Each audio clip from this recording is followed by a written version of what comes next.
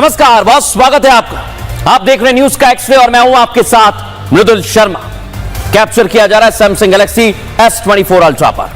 आज आपको क्या दिखाऊंगा दर्शकों, आज आपको लेकर चलूंगा अयोध्या, मिल्कीपुर, जहां पर योगी आदित्यनाथ गरजे हैं, लेकिन समाजवादी पार्टी के सांसद एक घटना के बाद रोने लगे और ऐसा रोए कि पूरे देश में उस तस्वीर की चर्चा होने लगी कि भाई ऐसा क्या हो गया जो इतने आंसू बहा रहे हैं। आज पूरे एक्सरे रिपोर्ट के साथ आपके सामने वो तस्वीर रखूंगा और अखिलेश यादव क्यों घबरा रहे हैं, समाजवादी पार्टी क्यों संकट में है, ये भी आपको बताऊंगा। इसके बाद आपको लेकर चलूंगा महाकुंभ दर्शकों, जहां से हर एक तस्वीर अब तक हमने आपको दिखाई है। तो कल अमृत स्नान है, उसको लेकर कैसी तैयारियां हैं आज आपको दिखाने वाला हूं। और साधु संत कैसे निशाना साध रहे हैं, जो लोग हैं सवाल उठाने वाले विरोधी हैं, उन्हें कैसे आईना दिखा रहे हैं, आज पूरी एक्स्ट्रा रिपोर्ट आपको दिखाएंगे। और आखिर में दिल्ली में पहुंचे प्रधानमंत्री मोदी फायर अंदाज में, क्या अंदाज है उनका, दिखाएंगे उसकी एक्स्ट्रा रिपोर्ट। लेकिन पहले हेडलाइंस।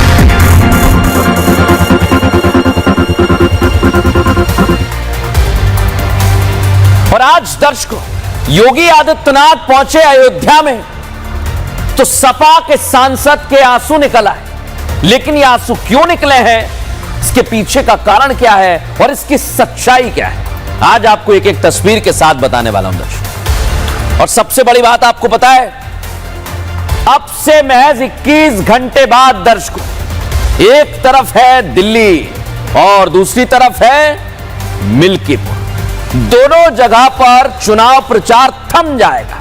अभी तो जमकर चल रहा है, लेकिन एक दिन पहले मुख्यमंत्री योगी आदित्यनाथ मिल्कीपुर पहुंच गए।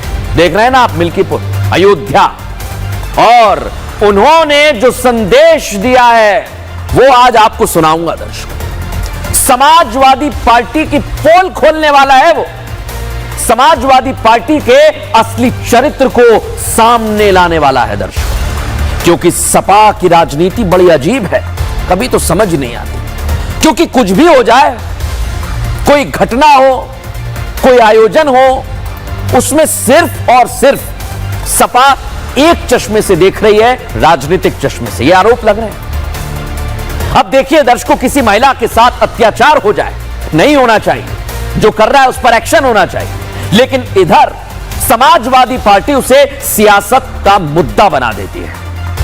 अखिलेश और उनके नेताओं को महिला की आप बीती से कोई फर्क नहीं पड़ता है, वो तो अपनी सियासत चमकाने आ जाते हैं बस। और सपा की राजनीति अगर देखी जाए दर्शक, तो वो केवल मौका ढूंढते हैं, सही वक्त ढूंढते हैं, और जब माहौल बन जाता है तो फिर अपनी प्रतिक्रिया देते हैं। इसलिए ये जो तस्वीर देख रहे हैं ना, ये जो तस्वीर देख रहे हैं, ये जो तस्वीर जिसमें रो रहे हैं अवधेश जी, अब भाई ये रो रहे हैं तो ये असली में रो रहे हैं या फिर ये नाटक कर रहे हैं, ये सवाल इनसे पूछे जा रहे हैं, इसके बारे में आगे बात करूंगा दर्शक। लेकिन जब जब महिलाओं के आबरू पर उंगली उठाई जाती है, कुछ घटना घटती है जिसमें समाजवादी पार्टी के नेताओं का नाम आ जाता है, तो ये सारे लोग चुप्पी साध लेते हैं, लंबी खामोशी नजर आती है। लेकिन आज योगी आदित्यनाथ ने दर्शकों अपने भाषण में इस बात का जिक्र किया और बताया कि क्यों उन्हें इसका जिक्र करना पड़ा, क्योंकि अयोध्या से अवधेश प्रसाद समाजवादी पार्टी के सांसद हैं और एक महिला की हत्या पर आंसू बहाने लगे। अब अवधेश प्रसाद की आंखों से निकले ये आंसू दर्शकों, मैं पूछ रहा हूं आज, क्या वाकई हमदर्दी है या फिर ये मगरमच्छ के आंसू हैं जो सिर्फ और सिर्फ चुनावी फायदे के लिए निकल रहे हैं दर्शकों। सुनिए जरा योगी आदित्यनाथ क्या कह रहे हैं। अयोध्या में कल एक बेटी के साथ घटना घटित हुई है, जहां जब निचले स्तर पर जाएगी, जो नौटंकी आज इनका सांसद कर रहा है, याद करना उसमें भी कोई ना कोई समाजवादी पार्टी का परिंदा शामिल जरूर होगा। और दर्शकों, ये तो सिर्फ और सिर्फ ट्रेलर था, लेकिन कैसे योगी आदित्यनाथ मिल्कीपुर में पहुंच गए, अयोध्या में पहुंच गए और चुनावी सरगर्मी बढ़ गई है, रिपोर्ट आपको दिखाता हूं।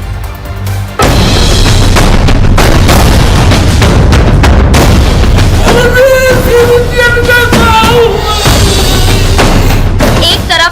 यादव हैं जो अयोध्या में एक बेटी के साथ हुई दरिंदगी को लेकर पोस्ट पर पोस्ट कर रहे हैं, तो दूसरी तरफ अखिलेश के ही तथाकथित राजा और सपा सांसद अवधेश प्रसाद हैं, जिनकी आंखों से आंसू नहीं रुक रहे।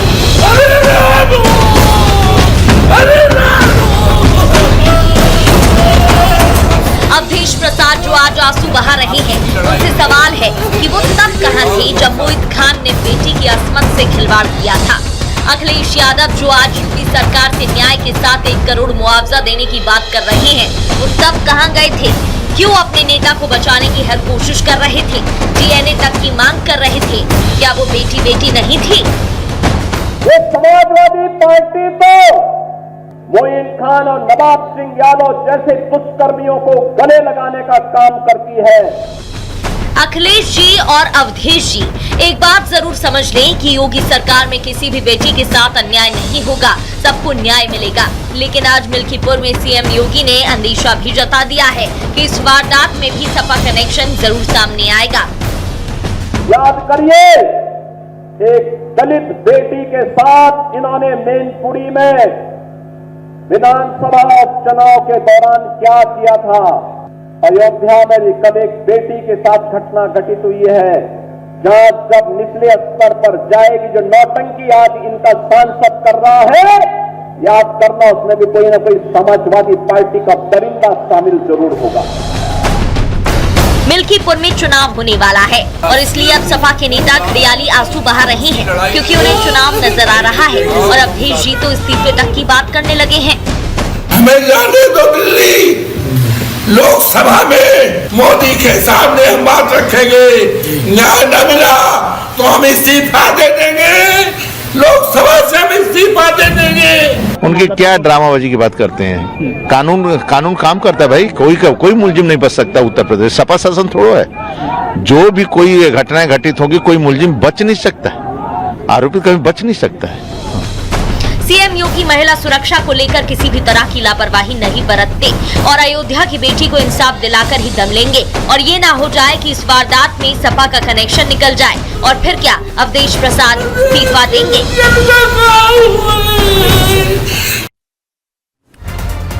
अब दर्शकों, ये तो आपने देख लिया ना, अब आप सोचिए जरा, ये आंसू हैं कि क्या है, आप खुद डिसाइड करिए। और इस पर सवाल भी उठ रहे हैं दर्शकों।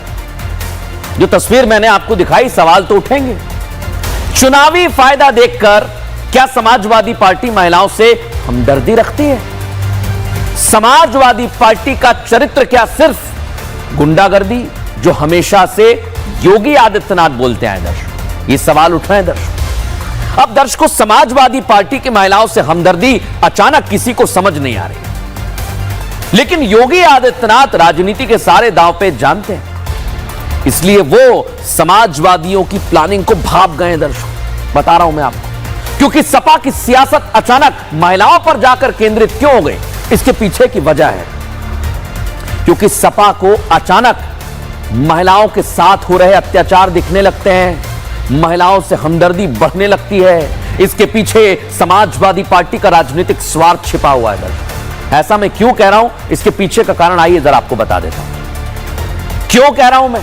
क्योंकि मिल्कीपुर सीट नाक का सवाल बन गई है। 1,60,000 महिला वोटर हैं दर्शकों, इसलिए ये आंसू निकल रहे हैं। और समाजवादी पार्टी महिलाओं से ज्यादा वोट चाहती है और अवधेश प्रसाद इसलिए आंसू बहा रहे हैं, इसलिए उनके आंसुओं पर सवाल उठ रहे हैं दर्शकों, क्योंकि बीजेपी महिला मोर्चा जो वहां पर तैनात है वो सीधे महिलाओं से संपर्क कर रहा है। बीजेपी महिला मोर्चा ने घर घर जाकर महिलाओं से संपर्क किया है, इसलिए दिक्कत हो रही है। और बीजेपी के पक्ष में वोट करने की अपील बीजेपी कर रही है, लेकिन समाजवादी पार्टी भाग चुकी है दर्शकों। इसलिए अवधेश प्रसाद ने अब नया दांव फेंका है, लेकिन यह कितना सफल हो पाएगा जरा रिपोर्ट में समझिए।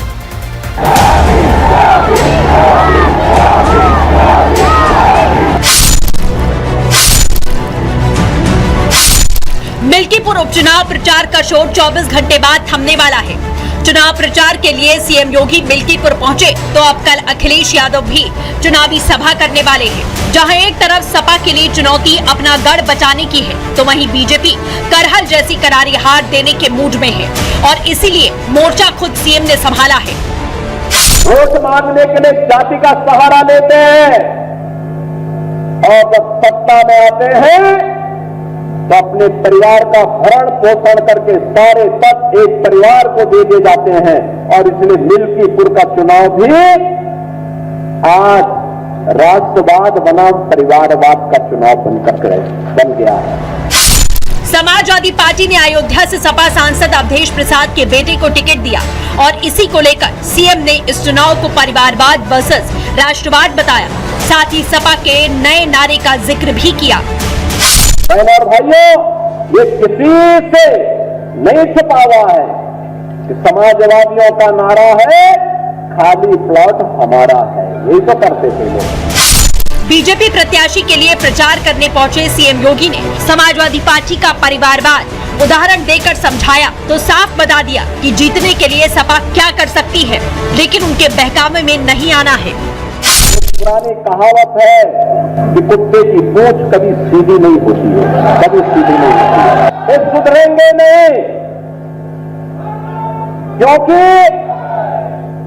इनका पेशा अपराध करना है, गुंडागर्दी करना है। अखिलेश यादव भी कल मिल्कीपुर पहुंचने वाले हैं। उससे पहले सांसद डिंपल यादव ने कमान संभाली, लगातार रोड शो कर प्रचार करने में जुटी हैं और दावा किया जा रहा है कि जीत तो सपा की ही होगी। श्री अखिलेश यादव जी मिल्कीपुर में परिवर्तनकारी जनसभा करने जा रहे हैं। मिल्कीपुर की महान जनता भारतीय जनता पार्टी को सत्ता से बेदखल करने के लिए बिगुल फूंक चुकी है। कौन जीतेगा कौन हारेगा ये तो 8 फरवरी को साफ हो जाएगा, लेकिन उससे पहले मिल्कीपुर में बीजेपी एक ही सवाल कर रही है, क्या अखिलेश राम मंदिर जाएंगे? दर्शकों, योगी आदित्यनाथ वैसे तो बीते कुछ दिनों में 8 बार मिल्कीपुर जा चुके हैं, लेकिन आज मिल्कीपुर पहुंचना उनका बड़ा खास था, क्योंकि मिल्कीपुर सीट पर वोटिंग से ठीक पहले वो प्रचार में जुटे हुए हैं। देखिए जरा तस्वीर आपको दिखा रहा हूं। अब एक तरफ है बीजेपी, दूसरी तरफ है अखिलेश की समाजवादी पार्टी, और दोनों के लिए अपने अपने सम्मान की लड़ाई बन गई है मिल्कीपुर सीट, क्योंकि यह सीट अवधेश प्रसाद के सांसद बनने के बाद खाली हुई है। सांसद कहां से बने? वो अयोध्या से। और सपा इसलिए किसी भी हाल में जीतना चाहती है, खोना नहीं चाहती। लेकिन लोकसभा चुनाव में दर्शकों, अयोध्या सीट हारने के बाद बीजेपी थोड़ी सी घबरा गई थी, समझ नहीं आ रहा था क्या करें। लेकिन अब योगी आदित्यनाथ चाहते हैं कि भाई यह सीट तो जीतनी ही पड़ेगी, और दोनों, एक तरफ समाजवादी पार्टी और बीजेपी, अपने अपने चुनावी दांव चल रहे हैं। 24 घंटे बाद मिल्कीपुर में अखिलेश यादव भी पहुंचेंगे दर्शकों, अयोध्या जाएंगे। सवाल तो यह है, अयोध्या तो पहुंच जाएंगे, लेकिन क्या सनातन से जुड़ाव है उनका, क्या वो संदेश देंगे, इस पर निगाहें टिकी हुई हैं। क्योंकि अब तक दर्शकों, अब तक राम मंदिर से दूरी है अखिलेश यादव की। अखिलेश जी, आप ही बताइए, कल आप क्या राम मंदिर जाने वाले हैं? क्योंकि आपने हमें सरप्राइज दिया था, आप डुबकी लगाने पहुंच गए महाकुंभ में, सवाल उठाते उठाते। क्या अब आप रामलला के दर्शन करने के लिए जाएंगे? पूछ रहा हूं आपसे। और मिल्कीपुर जीतने का आशीर्वाद मांगेंगे रामलला से, क्योंकि आप अभी तक नहीं गए। आपने कहा था कि जाऊंगा, परिवार के साथ जाऊंगा, अब कल अयोध्या में क्या जाएंगे? और दर्शकों, इसलिए यह सवाल पूछा हूं क्योंकि अखिलेश यादव का सनातन धर्म से दूर दूर तक कोई लेना देना नहीं है। और ये मैं नहीं कह रहा हूं भाई, ये तो कई मौकों पर बीजेपी कहती है और वो साबित भी करते आए हैं। इसका एक बहुत बड़ा उदाहरण है अयोध्या में राम मंदिर। अखिलेश यादव कल कोई पहली बार नहीं जा रहे हैं, ये भी सुन लो। इससे पहले भी कई बार वो अयोध्या जा चुके हैं दर्शकों, लेकिन अयोध्या जाने के बाद भी वो राम मंदिर नहीं गए। तो भाई क्यों नहीं गए, ये तो पूछना पड़ेगा ना। दर्शन करने क्यों नहीं जा रहे हैं? राम मंदिर से दूरी क्यों बना ली है? क्या वोट का डर है आपको? ये उनका सनातन विरोधी चेहरा है क्या दर्शकों? सवाल भी उठ रहे हैं, क्योंकि जुबान पर सनातन का राग है और इरादे इससे ठीक उलट है। और इसलिए कह रहा हूं, जब योगी आदित्यनाथ मिल्कीपुर में चुनाव प्रचार कर रहे थे ना, तो उन्होंने मिल्कीपुर की धरती से समाजवादी पार्टी के अध्यक्ष अखिलेश यादव को जमकर घेरा है। सुनवाता हूं जरा आपको। 2016 में जिस समाजवादी पार्टी की सरकार थी, अयोध्या में तब 1 वर्ष में कुल टूरिस्ट आया था 2,35,000। और 2024 में आए 16 करोड़ 11 लाख। क्या कोई तुलना भी है क्या? योगी के पहुंचते ही दर्शकों संकट बढ़ने लगा है चुनाव में जीत हार का, लेकिन उसको लेकर क्या समीकरण बन रहे हैं आइए जरा समझाता हूं।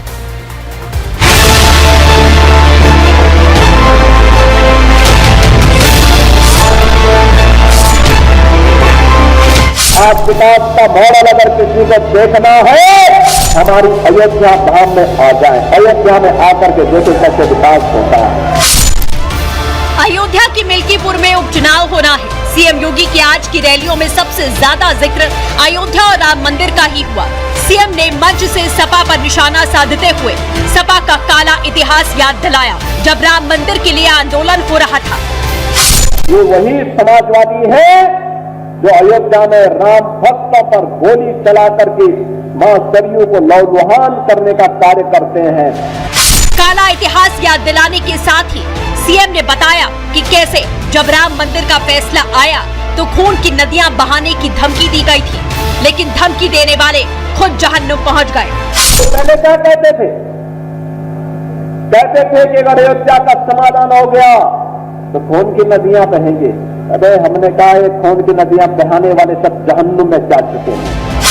पहले राम मंदिर का विरोध, फिर महाकुंभ को लेकर सवाल। लगातार सपा के इस विरोध पर सीएम ने हमला बोला।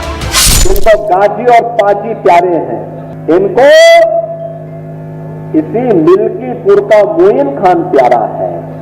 ये जब भी खड़े होते हैं किसी माफिया के साथ खड़े होते हैं। सीएम योगी आज फुल एक्शन में दिखाई दे रहे हैं। परिवारवाद से लेकर सनातन विरोध पर अखिलेश एंड पार्टी को निशाने पर लिया।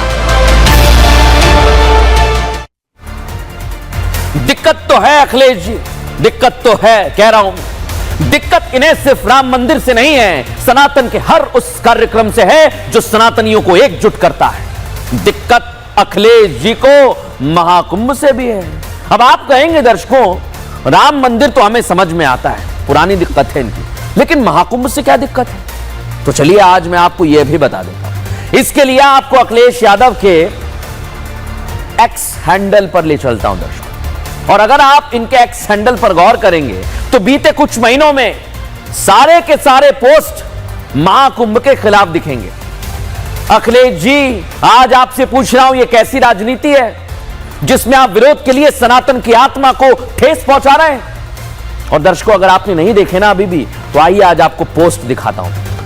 आज हमने इनकी प्रोफाइल खंगाली दर्शकों, और इसलिए जब जब मैं बात करता हूं तो एक एक चीज सबूत के साथ लेके आता हूं। सबूत नंबर 1, ये इनकी प्रोफाइल का।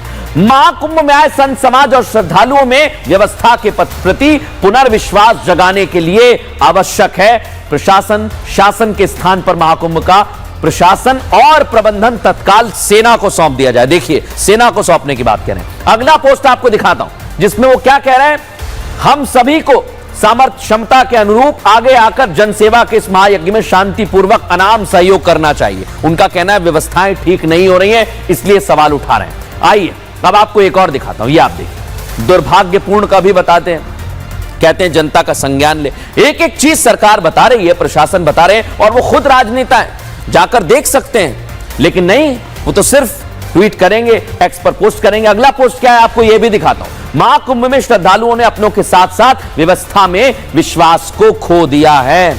आप सोचिए जरा, विश्वास को खो दिया, इस तरह के ट्वीट। अगला ट्वीट क्या है आपको यह भी दिखा देता हूं मैं। ये जो सामान मलबे में बदल गया है वो महाकुंभ हादसे की व्यापकता की गवाही दे रहा है। अलग अलग तस्वीर के साथ अखिलेश यादव लगातार सवाल उठा रहे हैं दर्शकों। लेकिन आप सोचिए, सवाल तो उठाए जा रहे हैं, लेकिन ये सवाल कहां तक जाएंगे और इनका औचित्य क्या है? सुनिए जरा योगी आदित्यनाथ क्या कह रहे हैं। आप देख रहे होंगे समाजवादी पार्टी के अध्यक्ष के पिछले 2 महीनों के ट्वीट को आप देखिए, इन्होंने जितने भी इस दौरान वक्तव्य दिए हैं, इस सदी के सबसे बड़े आध्यात्मिक और सांस्कृतिक आयोजन महाकुंभ प्रयागराज का विरोध करते हुए इनके ट्वीट सारे के सारे आए हैं।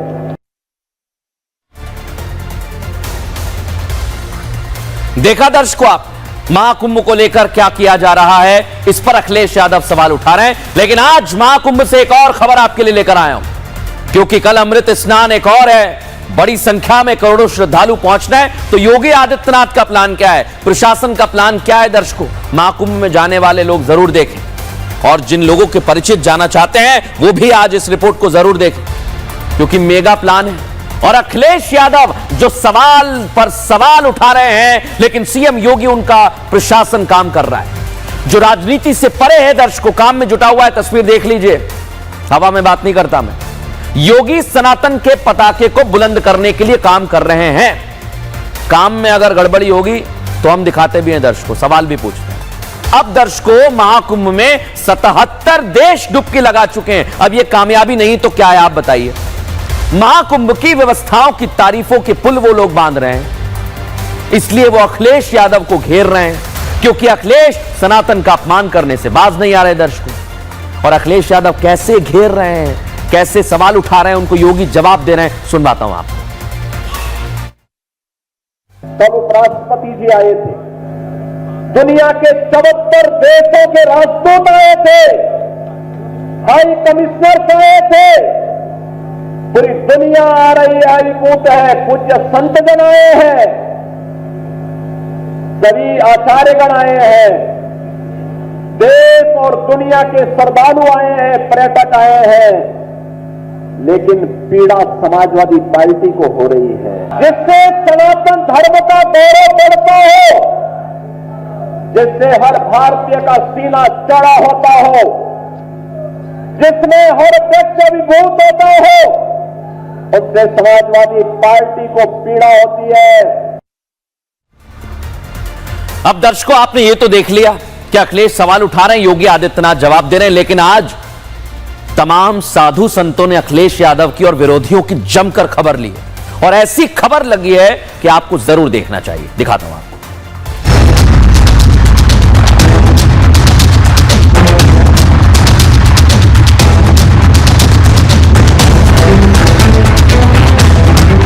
अखिलेश यादव के एक के बाद एक इन्हीं ट्वीटों को लेकर साधु संतों में गुस्सा है। जिस तरह मौनी अमावस्या के दिन हादसा हुआ, उसके बाद से अखिलेश योगी सरकार पर हमला बोल रहे हैं, लेकिन उनकी इस सियासत को लेकर साधु संतों में गुस्सा है।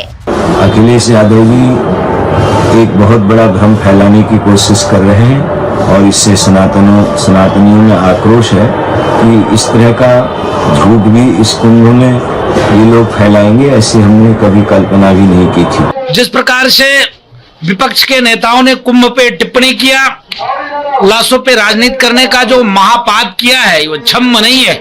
माननीय अखिलेश यादव ने अगर ऐसा कहा है, आधार अनुसरण नहीं किया, तो बिल्कुल निराधार है, सफेद झूठ है। महाकुंभ में जो हुआ उसके बाद से सीएम योगी खुद एक्टिव मोड में है।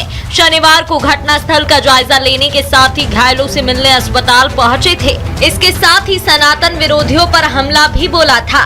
जो सनातन धर्म के विरोधी हैं, वे लोग प्रयास कर रहे थे कि संतों का धैर्य जवाब दे दिया, लेकिन मैं अभिनंदन करूंगा पूज्य संतों का, जिन्होंने मौनी अमावस्या के अवसर पर पूरे धैर्य के साथ, जैसे परिवार के ऊपर कोई विपत्ति आती है तो परिवार का एक भावक धैर्य नहीं खोता, पूरी हिम्मत के साथ खड़े होकर के उस चुनौती का सामना करते हुए उससे उभारने का कार्य करता है। सोमवार को बसंत पंचमी के मौके पर तीसरा अमृत स्नान होने वाला है, और इसके लिए हर बारीक से बारीक चीज पर योगी के प्रशासन ने तैयारी कर रखी है, ताकि इस स्नान को भी ऐतिहासिक बनाया जा सके। महाकुंभ के बहाने सनातन विरोधी सिर्फ और सिर्फ घेरने का काम कर रहे हैं योगी सरकार को, और वो मौका ढूंढते रहते हैं। अरे आप राजनीति करिए, लेकिन आप कुंभ पर क्यों सवाल उठाते हैं? योगी और उनकी टीम तो काम कर रही है, अलर्ट पर है। शनिवार को खुद सीएम ने संगम में जाकर, ये देखिए आप संगम नोज पर किस तरह की ट्रैफिक व्यवस्था है, पहले आप वो देख लीजिए, फिर आपको तस्वीर दिखाता हूं। योगी आदित्यनाथ जो खुद पहुंचे हुए थे और उन्होंने बसंत पंचमी पर होने वाले स्नान की तैयारियों की समीक्षा की है। तस्वीर आप देख लीजिए, खुद पहुंचे थे और समीक्षा बैठक में अधिकारियों के साथ बातचीत करते हुए दिशा निर्देश दे दिए कि प्लान क्या होना चाहिए। अब दर्शकों, क्या वो प्लान है? कैसा वो प्लान है आपको आज मैं बताने वाला हूं, क्योंकि इसके लिए पूरी तरह से तैयारी है। भीड़ नियंत्रित करने के लिए टीपी मूव कीजिए, वरिष्ठ अधिकारी तैनात रहेंगे। और आपको बता दूं, कुंभ क्षेत्र में पार्किंग और बढ़ाई जाए, उसकी जगह को बढ़ाया जाए, यह कह दिया गया है। संगम स्नान के लिए भक्तों को कम चलना पड़े, इसके लिए व्यवस्था की गई है। ट्रैफिक की जिम्मेदारी तय हो, कहीं भी भीड़ एक दूसरे को क्रॉस ना करे, कोई वीआईपी प्रोटोकॉल लागू नहीं होगा। साइन बोर्ड ऊंचाई पर स्थापित किए जाएं, अभी नीचे लगे हैं दर्शकों, ये तो है, मैं देख के आया हूं। हर जगह प्रकाश की, लाइट की व्यवस्था होनी चाहिए। एक्स्ट्रा पुलिस फोर्स, अतिरिक्त पुलिस बल की तैनाती की जाए। और जो लोग संदिग्ध हैं ना, जो वहां घूम रहे हैं, वेरिफिकेशन कराया जाए उनका। मेला क्षेत्र में सड़कों पर नियमित पानी का छिड़काव होना चाहिए। हालांकि साफ सफाई और छिड़काव जरूर हो रहा है, लेकिन कुछ चीजें अब सुधरेंगी। इसको लेकर क्या कह रहे हैं प्रशासनिक अधिकारी, सुनवाते हैं आपको। कि वहाँ एक वॉर रूम है, जो 2750 से अधिक कैमरे हमारे लगे हुए हैं, उनको सिक्वेंशली देखने का भी इंतजाम है। वेरियस डेस्क लगे हुए हैं, जो कि सारे जो हमारे इंपॉर्टेंट पॉइंट्स हैं उनको लगातार देखते रहें। यथा आवश्यकता अलग अलग कैमरों को भी देखा जाता है। एआई से हमको फीड मिलती रहती है, अलर्ट्स मिलते रहते हैं। और जैसा आपने बताया कि सारे डिपार्टमेंट्स के लोग वहाँ मौजूद हैं, एक दूसरे से कोऑर्डिनेशन के लिए हैं, ताकि सब लोग मिलजुल करके इसको सफल बनाएं। ये तो बात रही अधिकारी की, लेकिन हमारे सहयोगी विवेक वहां पर पहुंचे हुए हैं और ग्राउंड रिपोर्ट दिखा रहे हैं आप सभी को, जरूर आप देखिए। संगम स्थली पर मौजूद है। कुल 30 पीपा पुल है और एक पीपा पुल पर हम भी खड़े हैं। लेकिन सबसे पहले सुरक्षा मानकों का किस तरह से ख्याल रखा जा रहा है आप देख पा रहे हैं। और ये अश्वरोही दस्ता है जो कि घूम घूम कर सुरक्षा व्यवस्था का जायजा ले रहा है। और 8वें पुल पर जो लोगों की भीड़ देख रहे हैं वो वन वे बना दिया गया है। और अश्वरोही जो यहाँ पर दस्ता है वो लगातार यहाँ पर मुस्तैद हैं और ये जवान लगातार यहाँ पर मॉनिटर कर रहे हैं, कहीं कोई अव्यवस्था तो नहीं, सुरक्षा में कहीं कोई चूक नहीं। देखा दर्शकों आपने, तैनाती तो है, तैयारी तो है। अब सोमवार की सुबह 5 बजे से अमृत स्नान का सिलसिला शुरू हो जाएगा। तमाम अखाड़े निकलेंगे दर्शकों, 13 से 14 अखाड़े वहां से निकलेंगे, शोभा यात्रा निकलेगी। और किसी भी तरह भीड़ इकट्ठी ना हो दर्शकों, किसी को कोई असुविधा ना हो। आपके कई लोग जा रहे हैं ना, उनको दिखा देना ये, इसके लिए भी पहले से ही प्लान बना लिया गया। स्नान के लिए जब अखाड़ों का प्रवेश होगा, उनका सुबह वक्त निश्चित होता है दर्शकों, 5 बजे, 6 बजे, 7 बजे, और यह प्रक्रिया 10 बजे तक चलती है। जब अखाड़ों का प्रवेश होगा, उससे पहले ही वहां पर प्रवेश को रोक दिया जाएगा। लेकिन आप चिंता ना करें, इसके साथ ही जिसके पास बने हुए हैं, जिनके पास जो पास होते हैं ना, दिखाते हैं, उनको छोड़कर सबके लिए नो एंट्री हो जाएगी। लेकिन आप चिंता मत करिए, फिर कह रहा हूं दर्शकों, क्यों इस बात को कह रहा हूं मैं, क्योंकि अखाड़े जब निकलते हैं आप उन्हें देख सकते हैं, लेकिन आप उनके साथ साथ स्नान करने जाएंगे तो यह संभव नहीं हो पाएगा। आप उन्हें देखिए और उनके स्नान के बाद आप स्नान कर लीजिए, कोई तकलीफ नहीं आएगी। हमारे सहयोगी विवेक की ग्राउंड जीरो से एक और रिपोर्ट आपको दिखा रहा हूं। यहाँ पर सिर्फ उन्हीं जो अखाड़ा जिनका है, जिनका अखाड़े के महंत हैं, उन्हें ही बस एंट्री मिल रही है, वो भी अखाड़ों तक ही, क्योंकि गंगा स्नान करने जाएंगे उन्हें भी गाड़ियां छोड़नी होगी। और यहाँ पर जो पैदल जो यात्री हैं, श्रद्धालु हैं, उनके लिए व्यवस्था, किसी तरह की कोई बाइक एंट्री नहीं होने दी जा रही है। और बाहर का इशारा किया जा रहा है कि आप इसके एंट्री नहीं कर सकते हैं। तो साफ तौर पर हिदायत दी गई है और सरकार की तरफ से जो व्यवस्थाएं की गई है, जो 5 निर्देश दी गई है, उसका सही तरीके से पालन हो रहा है। देखा ना दर्शकों, लेकिन एक बात तो है दर्शकों, मौनी अमावस्या पर जो कुछ हुआ उसके पीछे एक वजह थी। मैं खुद वहां पर था दर्शकों, इसलिए आपको बता रहा हूं। सारे के सारे श्रद्धालु संगम नोज पर पहुंचना चाहते थे, जो आपको दिखाई दे रही है वो कोना जो है ना, संगम नोज है, वहीं पर जाना है सबको, स्नान वहीं पर करना है, ये लोगों के मन में धारणा थी। हालांकि अब योगी के प्रशासन ने एक बात साफ कर दी है, वो आप जरूर सुन लीजिए, वो अपील आप पहुंचा दी कि जिस घाट पर आप अगर अलग अलग इलाकों से प्रयागराज में जाते हैं, करीब 25 से 30 घाट बनाए गए। अरे जहां जगह मिले वहां स्नान कर लेना, आपको पुण्य उतना ही मिलेगा। अगर आप संगम की तरफ जाना चाहेंगे, बुजुर्ग हैं, महिलाएं हैं, बच्चे हैं, तो भीड़ बहुत रहेगी, क्योंकि सभी लोग वहां पर जाने की जिद करते हैं। इसलिए आपसे कह रहा हूं कि जहां जगह मिले वहां स्नान कर लीजिए, नहीं तो आपको परेशानी होगी। इसलिए प्रशासन आपसे अपील कर रहा है और इस अपील का असर अब थोड़ा थोड़ा मेला क्षेत्र में दिखने लगा है। दर्शकों, प्रयाग जितने भी लोग पहुंच रहे हैं उनका यह मानना है, अरे घाट तो कोई भी हो ना, पुण्य तो एक सा मिलेगा, क्योंकि नदियां अलग अलग जगह पर अपनी धारा प्रवाह बहती रहती हैं, उनका छोर बदलता रहता है। इसलिए कह रहा हूं दर्शकों कि जहां जगह मिले वहां पर आपको स्नान करना चाहिए। अगर अभी भी आपको विश्वास नहीं हो रहा है तो कुछ श्रद्धालुओं को सुनवा देता हूं जो पहुंचे और खुद कह रहे हैं कि कहीं भी स्नान कर सकते हैं। सुनिए जरा। कहीं भी पर भी स्नान करेंगे तो वो पानी हिमालय से ही आया है। गंगा, यमुना, सरस्वती जी सब नदियां एक ही है। भीड़ बढ़ा के हादसा वैसे रोकने, जिधर भी आप स्नान करेंगे वही आपको पुण्य मिलेगा। जरूरी है कि संगम नोज पर ही स्नान करें? नहीं, कहीं भी हम उस जल से स्नान कर सकते हैं, उतना ही पुण्य मिलेगा। कहीं भी कर सकते हैं, ये गंगा पवित्र गंगा है, कहीं भी कर सकते हैं, कोई दिक्कत नहीं। कहीं भी स्नान कर सकते हो, सब घाट में व्यवस्था है। प्रशासन की तरफ से बहुत ही बढ़िया व्यवस्था है।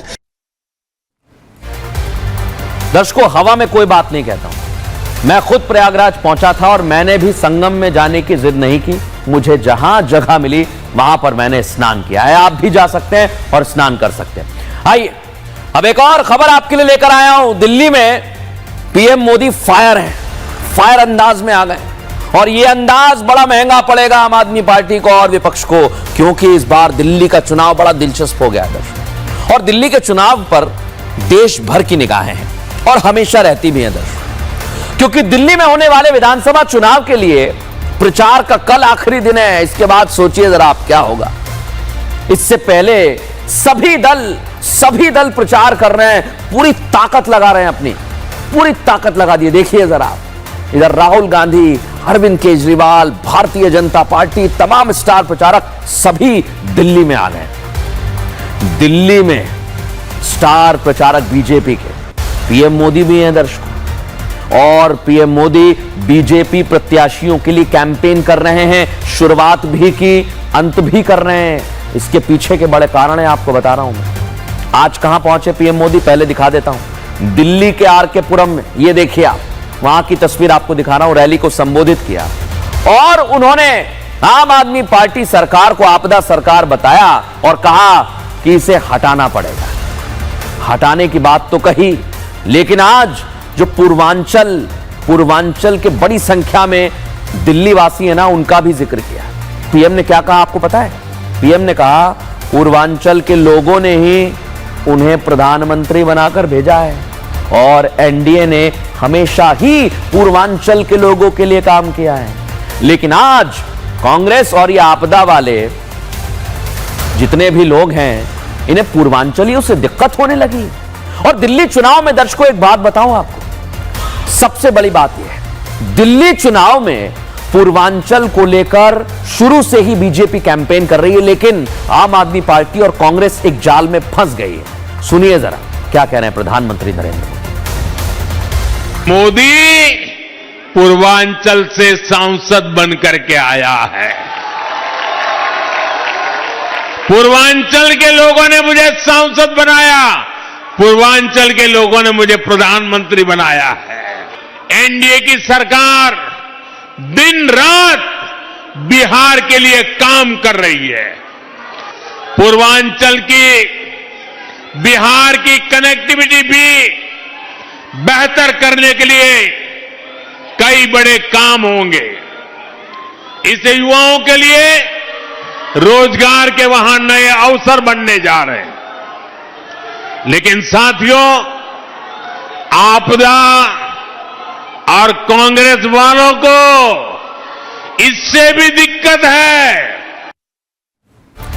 दावे कई सारे हैं, वादे कई सारे हैं, सभी पार्टी अपना अपना दांव चल रही है, लेकिन पब्लिक को क्या करना है वो बेहतर जानती है, क्योंकि वो पब्लिक है। बहरहाल न्यूज का एक्स्ट्रा में इतना ही, कल फिर हाजिर होंगे।